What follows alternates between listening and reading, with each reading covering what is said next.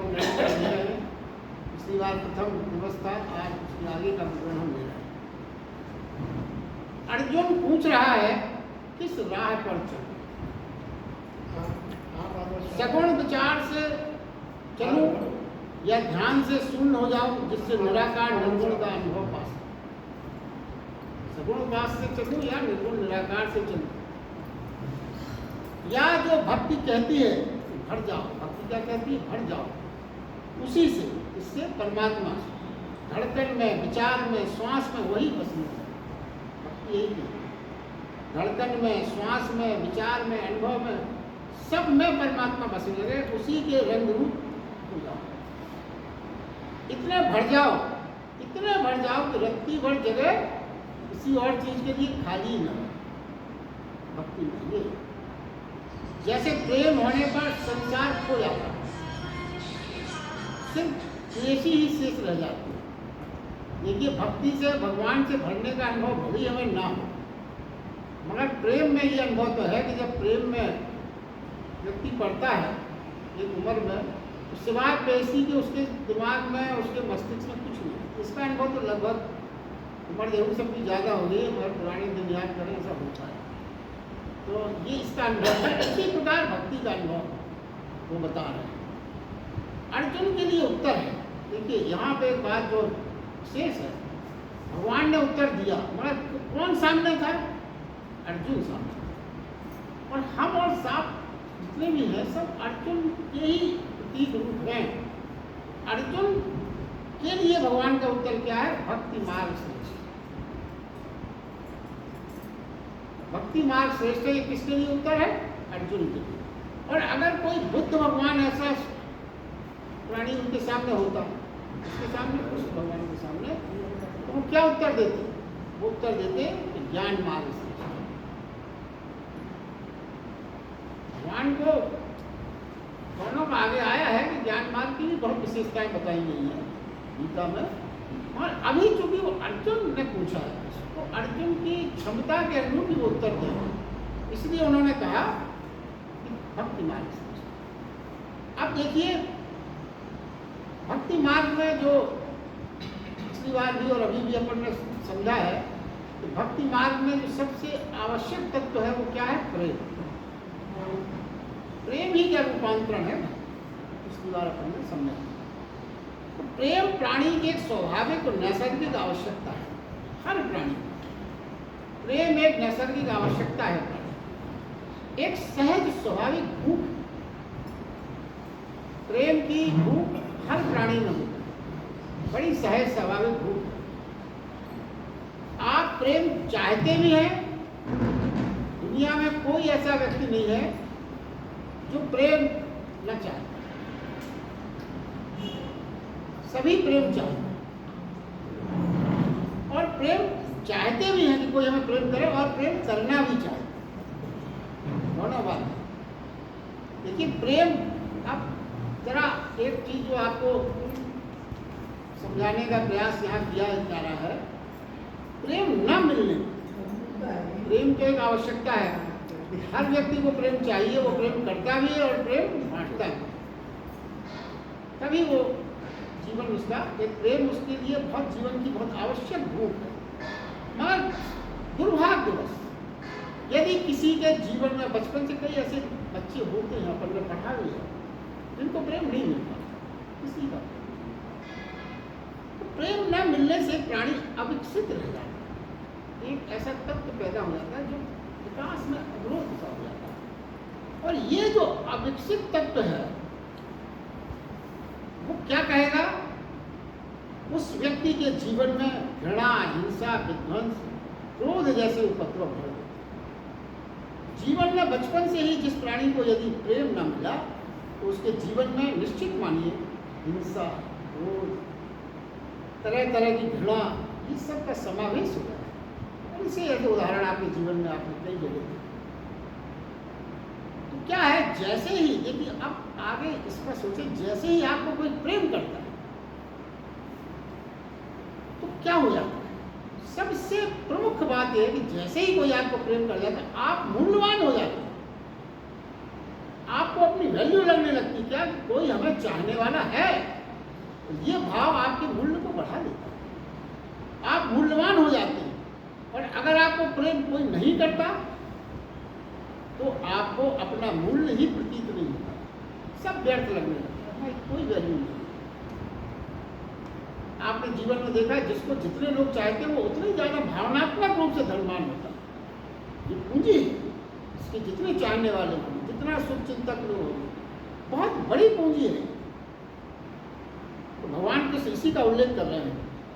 लेकिन देखिए, आप जरा उस स्टेज पे देखें, किसी व्यक्ति को बहुत बड़े पद पर है, बहुत अधिक धन है उसके पास, बड़े वैभव उसने एकत्रित कर लिए, लेकिन उसको कोई प्रेम करने वाला यदि ना हो, सब कुछ निर्मूल लगने लगेगा, सब कुछ मूल्य ही नहीं।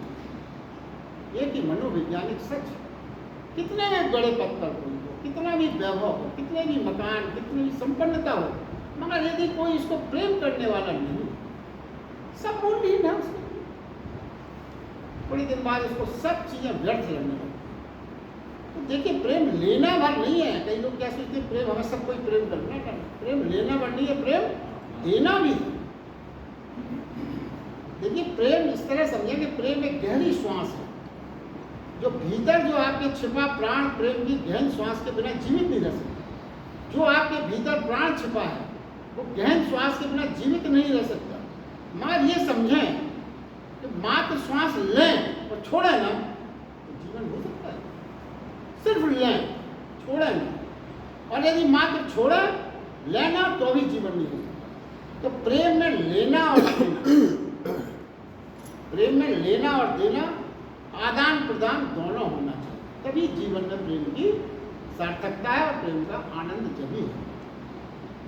कई लोग क्या ऐसे होते हैं संसार में, वो चाहते सारी दुनिया हमारा सम्मान करे, मगर उनके अंदर इतना अहंकार आ जाता है कि वो अपनी तरफ से किसी को सम्मान देना जानते ही नहीं। ऐसे लोग समाज में बहुत दिनों तक उनकी प्रतिष्ठा नहीं हो सकती। प्रेम करना आना चाहिए, प्रेम देना आना चाहिए।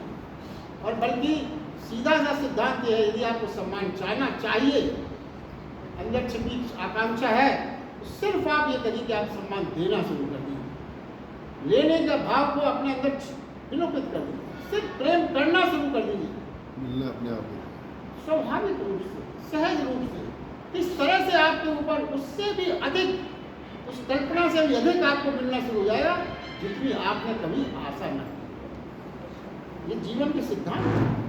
ऐसा व्यक्ति खोजना बहुत कठिन है जिसको प्रेम की भूख ना हो। इसलिए भगवान कृष्ण कहते हैं, प्रेम का, भक्ति का मार्ग ही श्रेष्ठ है, क्योंकि वो सबकी भूख है, प्रेम की भूख सबकी भूख है, इसीलिए वो श्रेष्ठ है। और जो व्यक्ति, यदि कोई ऐसा है जिसमें प्रेम की लेस मात्र भी उत्सुकता न हो, इसके लिए निराकार मार्ग। इसलिए निराकार मार्ग पर चलने वाला मार्ग रूखा सूखा और रसहीन का, ये शास्त्रों की बात है, रूखा सूखा रसहीन माना है। आगे भगवान कृष्ण कहते हैं, जो भक्त जन अतिश्रेष्ठ श्रद्धा से युक्त होकर मेरे सगुण स्वरूप को भजते हैं, उसे मैं उत्तम योगी यानी अतिश्रेष्ठ मानता हूं। अब देखिए, गीता के हर चीज पे आपको ध्यान देना पड़ेगा, जब ही उसका आनंद है। अब भगवान ने यहाँ पर गीता में बड़ी सफाई से, बड़ी चतुराई से कुछ शर्तें जोड़ दी हैं, आपका ध्यान उस तरफ नहीं जाता। आपने सिर्फ इतना समझ लिया कि जो व्यक्ति भक्ति मार्ग में जाता है उसे वो अतिश्रेष्ठ मानते हैं। आप ये ना समझ पाए कि उन्होंने क्या लिखा है, जो भक्ति अतिश्रेष्ठ श्रद्धा से युक्त होकर। अब यहाँ अगर आप चूक गए, कहाँ चूक गए? अतिश्रेष्ठ श्रद्धा से युक्त अगर आप नहीं हुए तो वो भक्ति का जो प्रभाव आप चाहते वो नहीं मिले। यही गीता की विशेषता है। इतनी साइलेंटली उन्होंने कुछ छोटी छोटी बातें लिख दी है, और ये सच माने भगवान का ये गीता की विशेषता। यदि वो चीज आपने पैदा कर ली जो उन्होंने लिखी है, तो वो तो आपको ऑटोमेटिक मिलना है, उसको भगवान का नियम है वो। फिर तो कृष्ण भगवान चाहे भी क्या इसको नहीं देना, तो देना पड़ेगा। मगर चूंकि वो अपनी उपकार और अपना आपको भाव पैदा करना चाहते कि मैं हूं सहारा, मगर सहारा तो वो आपको खुद बना रहा है। सहारा आपका आत्मविश्वास जगा के, आपको भावनाएं जगा के खुद आप अपने सहारा बनो तो आत्मबल आपको कहीं का कहीं ले जाए, और फिर सारी शक्तियाँ अप्रत्यक्ष रूप से प्रत्यक्ष रूप से आपके साथ हो जाएंगी। यही गीता का संदेश है। बाकी सब कोई किसी आपका काम आके कोई कर देगा, कोई देवता आके आपकी आप सो रहे हैं और वो आपकी सब काम कर देगा, बगीचे के और सफाई के, और ऐसा कुछ नहीं। और हम और आप करने वाले रहते हैं कि हम तो कर रहे हैं माला। अपने देश का देखा जाए तो दुर्भाग्य रहा कि मंदिर तोड़ने वाले आ गए और हम हनुमान चालीसा पढ़ रहे हैं या माला पढ़ रहे हैं। तो हमने सब नहीं उठाया, सब मिटा दिया। वो तो सनातन शक्ति है कि इतना मिटने के बाद भी अपन पुनर्जीवित हो, और संस्कृतियाँ तो मिट गई, बड़ी बड़ी संस्कृतियाँ मिट गई। अब देखिए आगे भगवान कहते हैं भजन करता। अब भजन का क्या है? इसमें जो लास्ट सेंटेंस आया है, जो मुझे अत्यम योगी अतिशेष मानता है, जो सिद्धायुक्त होकर मुझे भजता है, जो सगुण स्वरूप को भजता है। तो भजने का क्या मतलब हुआ? भजने का मतलब आप ये ना समझें कि 24 घंटे आपको भजना है और कुछ करने नहीं। गीता में लिखा था भजना ना। भजने का यहाँ मतलब है जब आपके भीतर भगवान का प्रेम गहन होगा, सब ओर से उसकी ही प्रतिध्वनि सुनाई पड़ेगी। विजिलेंस है, ईश्वर विजिलेंस है। आपके अंदर जो भाव पैदा होंगे, प्रेम बहुत गहन हो जाएगा, सब ओर से उसकी प्रतिध्वनि सुनाई पड़ेगी। फिर आप जो भी करते हैं, सब भजन हो जाता है। देखिए कबीरदास जी ने एक जगह लिखा है, उठूं बैठूं चलूं सब तेरा भजन है। उठूं बैठूं चलूं सब तेरा भजन है, इसलिए अलग से करने की मुझे आवश्यकता ही प्रतीत हुई। भगवान के हर भाव में भगवान को जोड़ लिया। उठ रहे हैं, बैठ रहे हैं, चल रहे हैं, सब क्रियाएं चल रही हैं। ईश्वर शक्ति और ईश्वर का संचालन का उसको हमेशा ध्यान है, हर क्षण भजन हो रहा है। अब अतिश्रेष्ठ सिद्धा जो शब्द आया था, अतिश्रेष्ठ सिद्धा, वो क्या है? अतिश्रेष्ठ सिद्धा जो तर्क पर खड़ी नहीं होती, अनुभव पर खड़ी होती। तर्क पर नहीं खड़ी होती, अनुभव पर खड़ी होती, जो विचार पर नहीं, प्रतीत पर आधारित होती, जो ये नहीं कहती क्या, जो ये नहीं कहती कि इन कारणों से ईश्वर होना चाहिए, जो कहती है ऐसा अनुभव है कि ईश्वर है, होना चाहिए, नहीं है, चाहिएगा तो प्रश्न ही नहीं है, कोई कारण नहीं, कोई बहस नहीं, कोई तर्क नहीं, वो तो है। हम किसी तर्क के कारण ईश्वर को माने, यहाँ तो कोई तर्क लगाने की जरूरत ही नहीं है बस हमें कोई किसी प्रकार से सिद्ध नहीं करता। जैसे प्रेम है तो कहना नहीं पड़ता। अपनी उम्र का आप फिर ध्यान करिए, प्रेम है तो कहना नहीं पड़ता। क्यों? आपकी दृष्टि से, आपके अनुभव से, आपके आचरण से, आपके हृदय की तरंगों से, आपकी सुगंध से अनुभव में आ जाता है कि आपको प्रेम है, कहना नहीं पड़ता। और यदि बार बार कहना पड़े, बार बार कहना पड़ेगा प्रेम है, प्रेम है, प्रेम है, आई लव यू, बार बार कहना पड़ा, तो मान लीजिए कि आपका प्रेम चुप गया। कहने की आवश्यकता है, आपकी आंखों से झलकना चाहिए, आपके एटीट्यूड से झलकना चाहिए प्रेम। तो देखिए, प्रेमी और प्रेयसी को कहना नहीं पड़ता कि प्रेम है। लैला मजनू ने किसी से कहा, वो तो मिले ही नहीं है, बहुत कम मिलते, दूर से देख लो, उसी को पता चल जाता है कि प्रेम है। प्रेमी और प्रेयसी को कहना नहीं पड़ता कि प्रेम है, अनुभव में आ जाता है, प्रतीत होती है। मगर आज के जमाने की अगर आप सोचो, पति और पत्नी को बार बार कहना पड़ता है प्रेम है, प्रेम है, शुरू में नहीं, जैसे जैसे उम्र बीतती जाती कहना पड़ता है। अब क्या है, अब इसके बारे में व्याख्या नहीं करता, आप खुद अंदाज लगा लीजिए। बार बार कहना पड़े तो आपकी क्या हालत है, अब इसके बारे में कोई आगे खुद स्टॉप, आप खुद विचार करें। देखिए, अब आप आगे ये समझें कि परमात्मा के अनुभव में बाधा है। वो बार बार ये कहते हैं कि परमात्मा का अनुभव होना चाहिए, आपको प्रेम का अनुभव में बाधा है। हम तो हमेशा परमात्मा के अनुभव में रहना चाहते हैं, बाधाएं क्या? देखिए, आप बाधा समझें, ध्यान से इसको समझें, तो जैसे सागर के किनारे आप खड़े, एक लहर उठती है, हर लहर ये समझ सकती है कि मैं हूं, लहर समझ सकती है कि मैं हूं, लेकिन लहर नहीं है। वास्तविकता क्या है? लहर है ही नहीं। लहर तो मात्र सागर है। लहर के अंदर क्या है? सागर ही तो है। लहर अभी है, अभी नहीं होगी। अभी है, थोड़ी देर बाद नहीं होगी। अभी नहीं थी, अभी होगी। चल रही, एक बात दिखी, गायब, फिर गायब हुई, फिर दिख गई, फिर नहीं हो जाएगी थोड़ी देर बाद। लहर का होना क्षण बन गई, क्षण की, और सागर का होना शाश्वत। सागर सर्वदा है। अब देखिए, ये छोटी छोटी बातें हमारा आप लिंक करें, कहना क्या चाह रहे हैं मुझे। इसी प्रकार आप अभी हैं, अभी नहीं हो जाएंगे। जीवन है, आप अभी हैं, अभी नहीं हो जाएंगे। इस प्रकार जगत रूपी सागर में, अस्तित्व के सागर में हम और आप मात्र एक लहर मात्र, इससे अधिक कुछ नहीं। अब देखिए आगे ये समझें कि जो लहर है, अगर वो ये मान ले कि मैं हूं, यानी लहर अपने आप को ये मान लेती है, तो स्वरूप, अपना स्वरूप मान लेने से सागर यानी अस्तित्व को उसको विस्मरण करना पड़ेगा। क्या है? अगर स्वयं को मान लेने से कि सागर यानी अस्तित्व को, सागर को विस्मरण करना पड़ेगा, परमात्मा का भी विस्मरण करना पड़ेगा। यदि आप मानेंगे मैं हूं, मेरा ही अस्तित्व है। देखिए एक बात और सरलता से इसको समझाते हैं। यदि लहर अपने को मानती है तो ये मानना पड़ेगा उसको कि सागर नहीं है। लहर अपने आप को कब मानेगी कि मैं हूं? जब सागर के लिए इंकार कर दो। अगर उसने ये मान लिया कि सागर ही हूं मैं, तो फिर तो उसका अस्तित्व कुछ नहीं रहा, फिर तो सागर ही हो गई। मगर यदि अहंकार बस लहर ये मान ले कि मैं हूं, तो पहली बात क्या करना पड़ेगी? उसको सागर से कि होने से इंकार करना। हाँ, यदि सागर दिखाई पड़ जाए अपने भीतर भी, तो बात अलग है।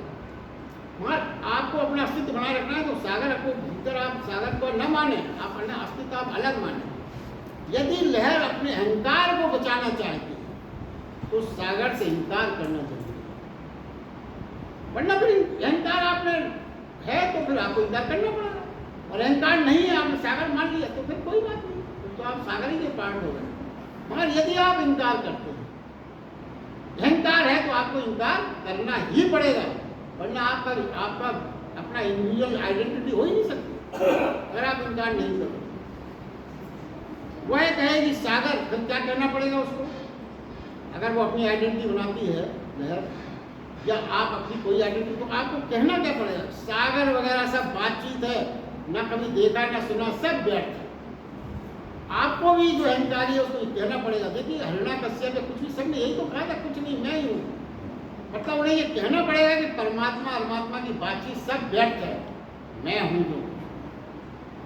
तो परमात्मा से इंकार करना पड़ेगा, तभी आप अपनी आइडेंटिटी मान सकते। ये बातें सुनने में कठिन लगती है, मगर आप थोड़ा सा भी इस पर ध्यान दें, कंसेप्ट एक बार आपको समझ में आएगा, वेरी इजी, कोई कठिनाई नहीं। देखिए फिर क्या है संघार के बारे में अगर ये सोचे कि जिस क्षण प्रेम गहरा होता है व्यक्ति की लहर खो जाती है, वह प्रेम ही वास्तविक है जिसमें लहर खो जाए और सागर का अनुभव हो, वही प्रेम वास्तविक। परमात्मा को आपके प्रमाणों की आवश्यकता नहीं है, एक बात ये सोच लीजिए। कोई कई लोग बड़ा कहते हैं प्रमाणित करो, ये करो, तो परमात्मा को आपके प्रमाणों की कोई आवश्यकता नहीं है। परमात्मा होना आपका निर्णय नहीं है। आप ये निर्णय करोगे परमात्मा तो होगा नहीं, तो आपने निर्णय ले लिया कि नहीं है तो नहीं होगा। कुछ लोग कहते थे परमात्मा नहीं है, तो तुम्हारा क्या औकात है, तुम परमात्मा के बारे में निर्णय ले सकते हो क्या? परमात्मा के बारे में निर्णय लेना आपके लिए संभव नहीं है, गणित नहीं है, ये कोई तर्क नहीं है, निष्कर्ष ही नहीं है। परमात्मा का होना आपके होने से ही पूर्णता है। आपको यह आपको भीतर ऐसे ही छिपा है जैसे लहर के भीतर सागर छिपा, उसी प्रकार परमात्मा के भीतर छिपा है। आपके निर्णय इंकार करने के निर्णय से कोई उसका होना थोड़ी बदल जाएगा, आप क्या कर सकते हैं? इसीलिए कहा गया कि प्रेम परम योग है और प्रेम से श्रेष्ठ कोई अनुभव नहीं है। इसलिए भक्ति श्रेष्ठतम मार्ग मानी जाती है, क्योंकि ये प्रेम का ही रूपांतर है। इसलिए भक्ति सिस्टम मांगी कि प्रेम का ही उपाय। अब 5 मिनट और आगे का श्लोक ले लेते हैं। आप जो पुरुष इंद्रियों के समुदाय को अच्छी तरह बस में करके मन बुद्धि परे सर्वव्यापी अकथनीय स्वरूप सदा एक रहने वाले नित्य अचल निराकार अविनाशी सच्चिदानंद घन ब्रह्म को निरंतर एक ही भाव से ध्यान करते हुए उपासते हैं कि संपूर्ण भूतों के हित में रत हुए और सब में समान भाव वाले योगी भी मेरे को प्राप्त हुए। देखिए पिछले श्लोक में भगवान कृष्ण ने क्या संदेश दिया था, कोई ऐसा न समझे। इस श्लोक में क्या कह रहे हैं, वो कोई ऐसा न समझे कि भक्ति से ही पहुंचा जा सकता है। भगवान देखिए तत्काल वो दूसरी बात कहते हैं जिससे कोई छूट न जाए उनकी कृपा से। उन्होंने इस श्लोक में क्या कह दिया, कोई ऐसा न समझे कि भक्ति मार्ग से ही पहुंचा जा सकता है। भक्ति के अतिरिक्त भी कई मार्ग हैं, वे भी पहुंच सकते हैं जो निराकार का ध्यान करते हैं, जो शून्य से अपना एक ही कार्य करते हैं, वो भी पहुंच सकते हैं। मार्ग दूसरा होगा मगर मंजिल एक ही है।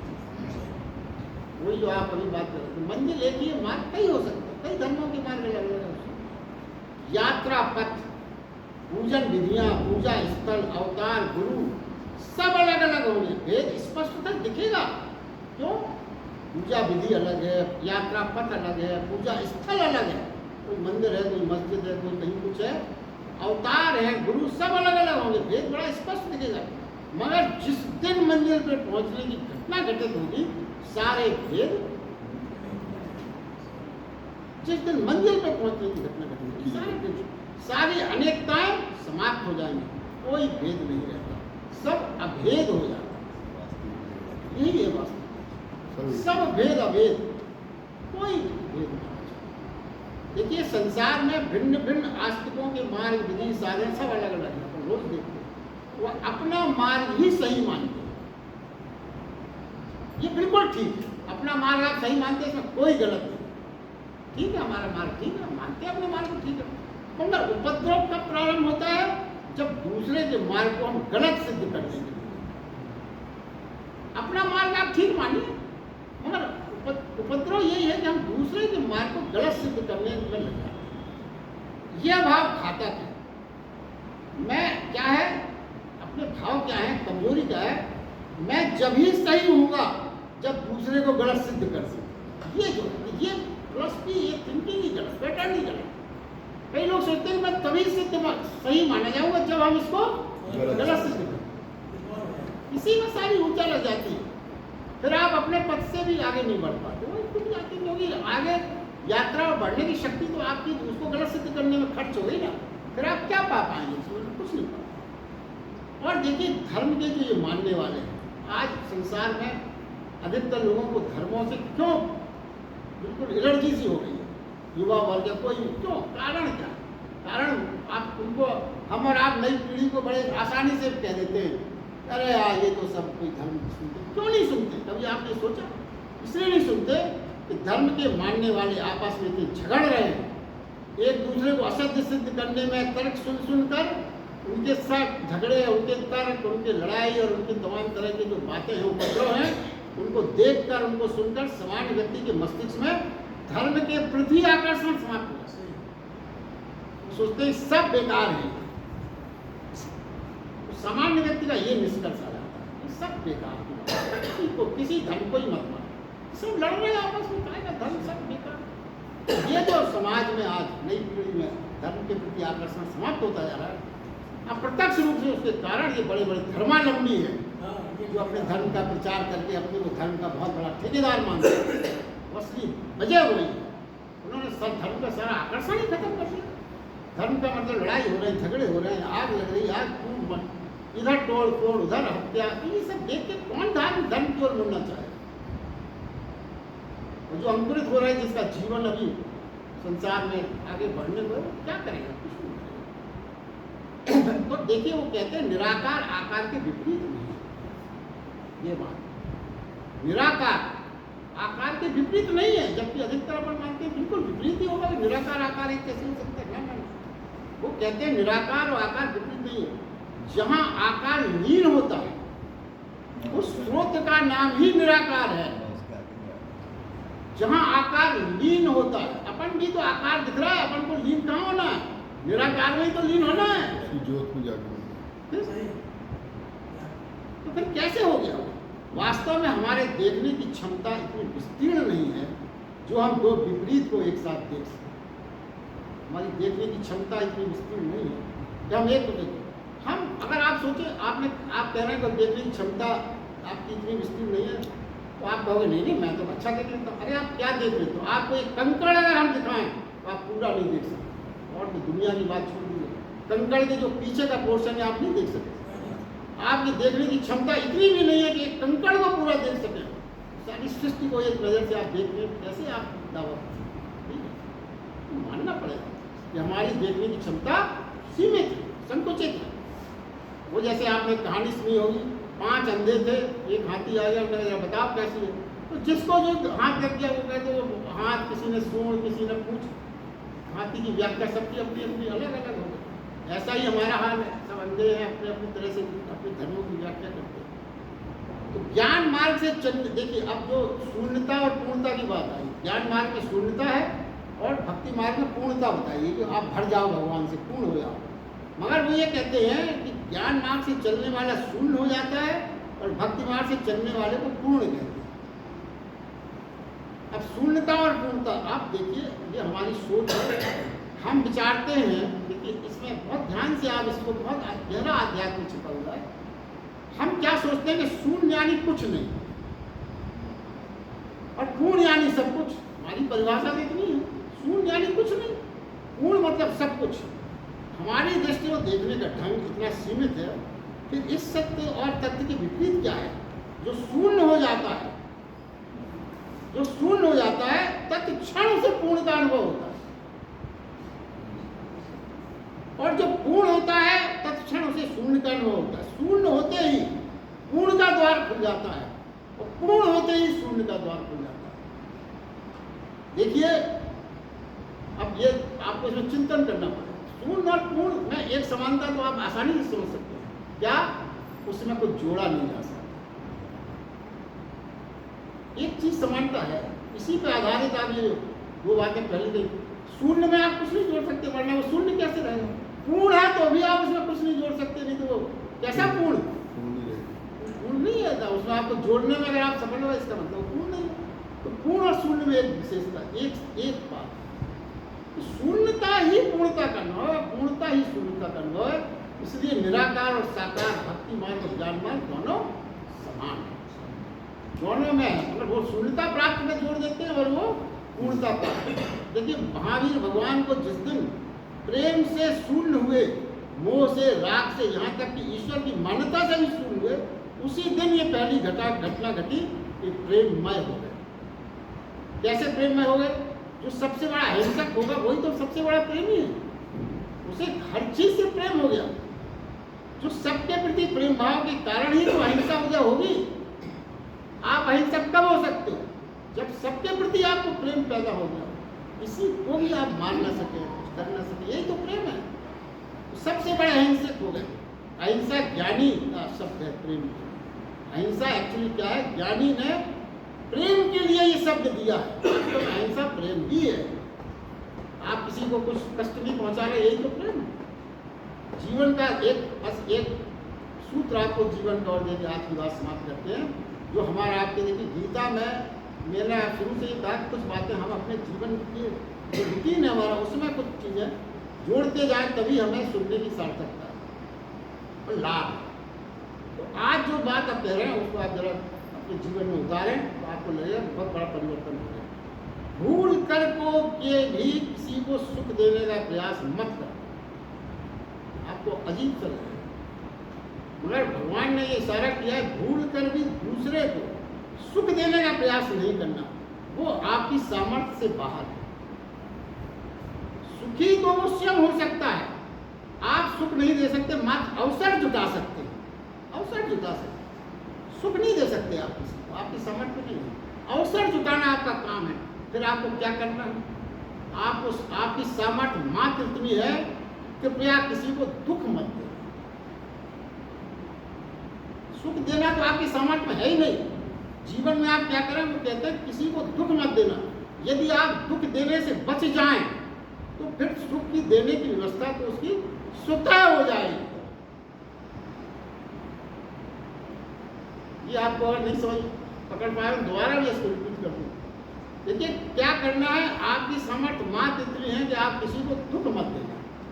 यदि आप दुख देने से बच गए, बच जाएं, तो फिर सुख देने की व्यवस्था तो उसकी स्वतः हो जाएगी। यदि सुख देने की कोशिश की आपने तो वह भी दुखी होगा और आपको भी दुखी करेगा। सुख कोई नहीं दे सकता किसी को। अहिंसा मात्र दुख ना देने का संकल्प है। अहिंसा क्या है? मात्र दुख ना देने का संकल्प है। इसी से प्रेम फैल सकेगा। यही तुम्हारे प्रेम की संभावना है।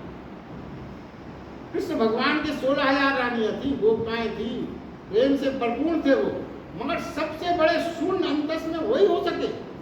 किसी चीज का कोई प्रभाव नहीं है उनको। पूर्ण अनासक्ति भाव से प्रेम बंधन से मुक्त शून्य। तो यहाँ आप ये समझ लें, पूर्णता ही शून्यता है। इसका सबसे बड़ा उदाहरण कृष्ण भगवान प्रेम से पूर्ण थे, मगर आसक्ति रहित था, प्रेम शून्य थे। तो शून्यता और पूर्णता का जो एक सबसे बड़ा उदाहरण है वो अपने भगवान श्री कृष्ण हैं।